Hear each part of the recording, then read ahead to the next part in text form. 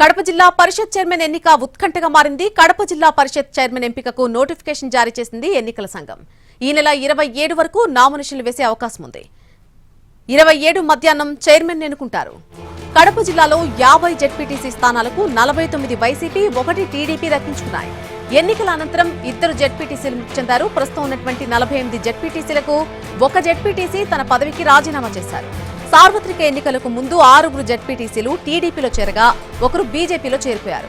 దీంతో కూటమికి 8 మంది జెడ్పీటీసీల బలం వచ్చింది. ప్రస్తుతం కడప జిల్లా పరిషత్లో వైసీపీకి 39 మంది జెడ్పీటీసీలున్నారు. వైసీపీ నుంచి బ్రహ్మంగారి మఠం జెడ్పీటీసీ రామగోవిందరెడ్డిని అభ్యర్థిగా ప్రకటించారు జగన్.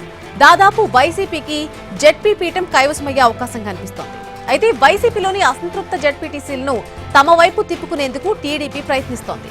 దీంతో కడప జిల్లా పరిషత్ చైర్మన్ ఎన్నిక ఉత్కంఠభరితంగా మారింది.